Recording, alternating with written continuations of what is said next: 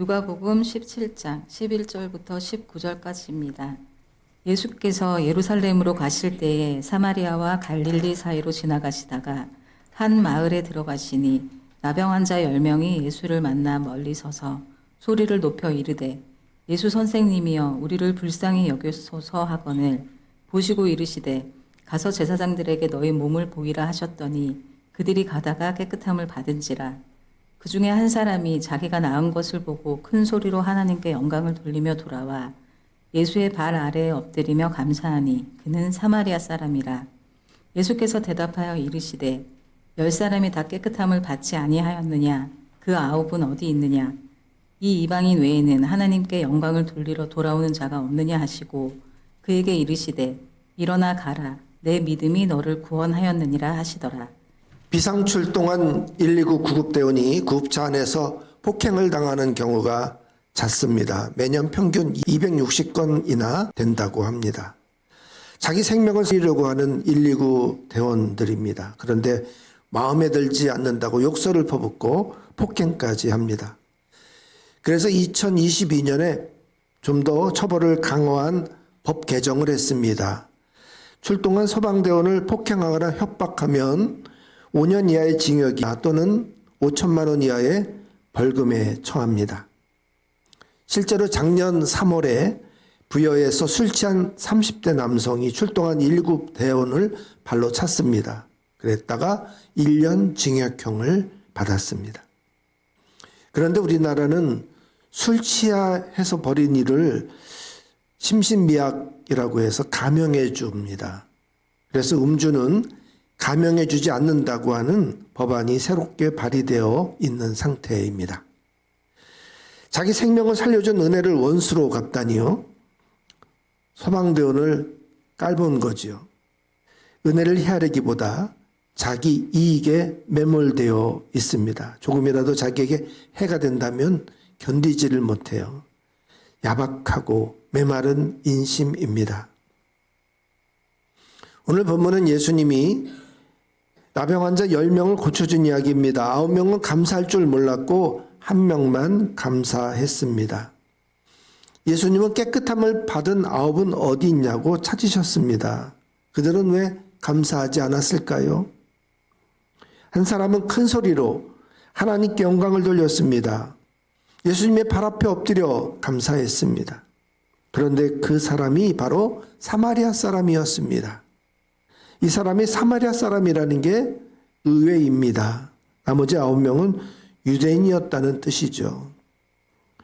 유대인은 하나님께 영광을 돌리고 감사의 훈련이 잘 되어 있습니다. 그런데 정작 유대인들은 그냥 갔어요. 반면에 이방인 사마리아 사람 혼자만 하나님께 영광을 돌리고 감사했습니다. 이들이 그냥 유대인이 아닙니다. 나병 환자 유대인이었습니다. 여기에는 숨겨진 이유가 있습니다. 나병이 특별한 병이었기 때문에 그들이 오히려 은혜와 감사를 놓친 이유가 됩니다. 나병은 나균에 감염된 거죠. 호흡기를 통해서나 상처난 피부로 감염이 된다고 합니다. 짧게는 9개월, 길게는 5년에서 20년까지 잠복기가 있습니다. 대부분의 95%의 사람들은 면역력이 있어서 걸리지 않는다고 해요. 이 면역력이 탁 떨어진 사람에게 이 나병이 걸리는 것이죠. 이 나병에 걸리면 감각이 무뎌집니다. 그래서 뜨거운 걸 만져도 뜨거운 줄 모르고 찔려도 아픈 줄을 모르죠. 피부색이 변하고 반점이나 멍울이 생깁니다. 그러다가 마비가 오고 통증이 시작이 됩니다. 심하면 손발에 변형이 일어나고 떨어져 나가기도 합니다. 코도 떨어져 나가기도 하고 귀가 떨어져 나가기도 하고 그러죠. 1940년에서 처음 약이 나왔고 이게 부작용이 많았는데 1980년대에 들어와 부작용이 없는 치료약이 나왔습니다. 그 전까지는 불치병이었죠. 그래서 나병에 걸리면 격리시키는 게 전부였습니다. 예수님 당시에는 이것을 신의 저주로 여겨서 종교로 접근했어요. 의사가 아닌 제사장이 이 나병을 진단했습니다.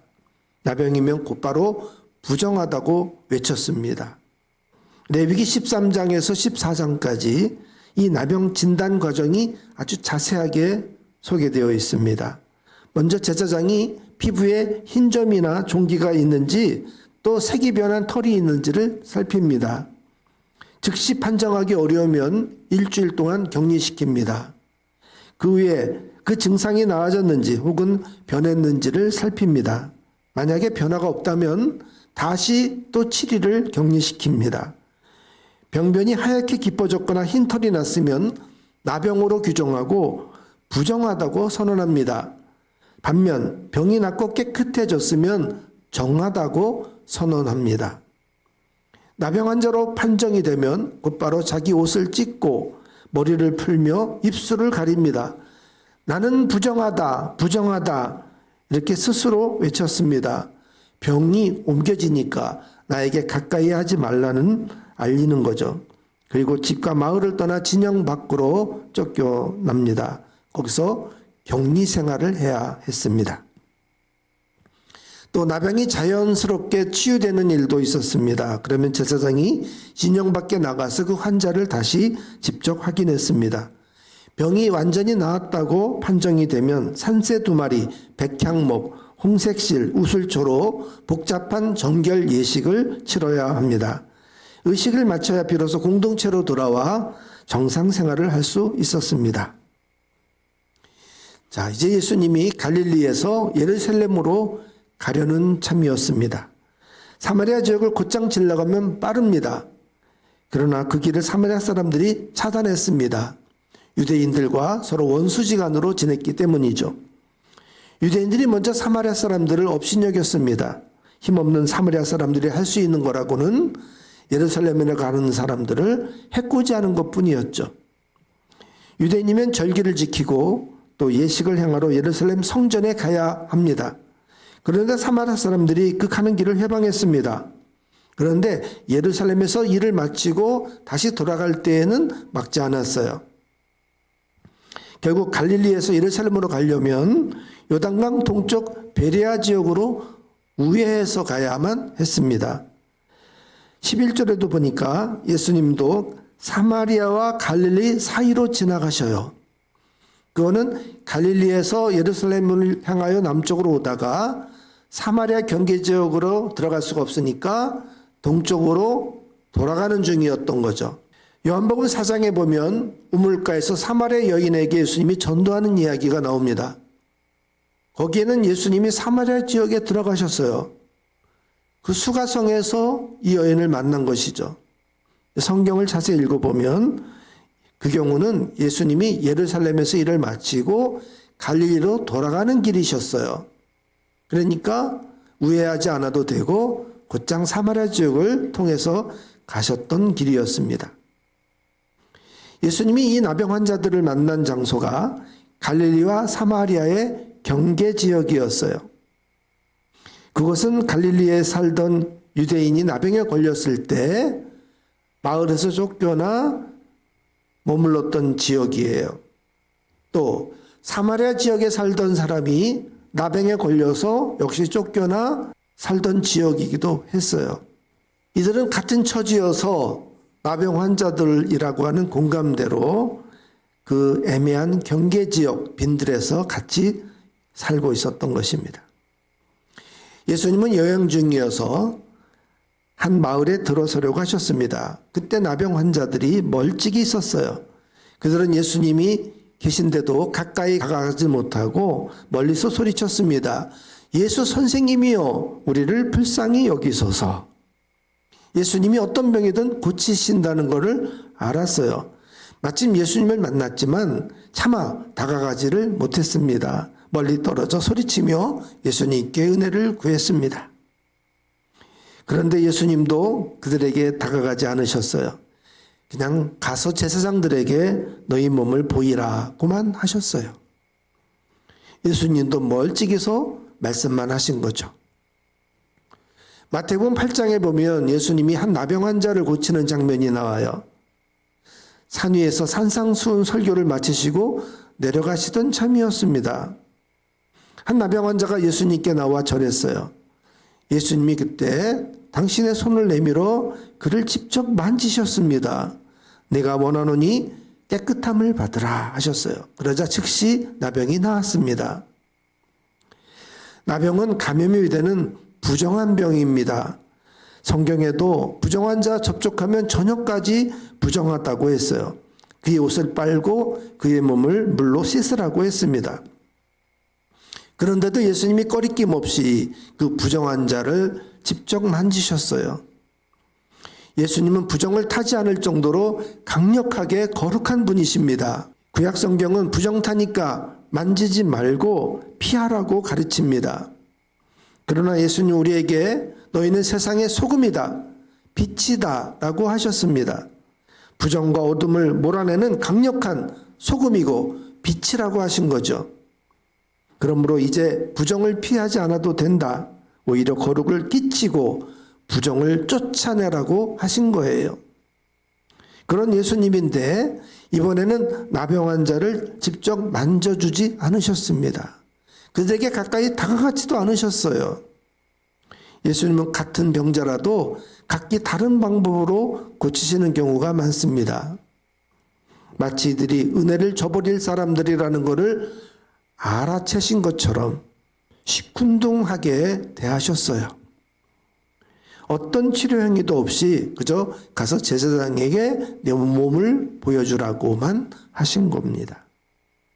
그런데 그 말씀 한마디에 어느새 나병 환자들의 몸이 깨끗해졌어요. 14절을 보니까 그들이 가다가 깨끗함을 받았습니다.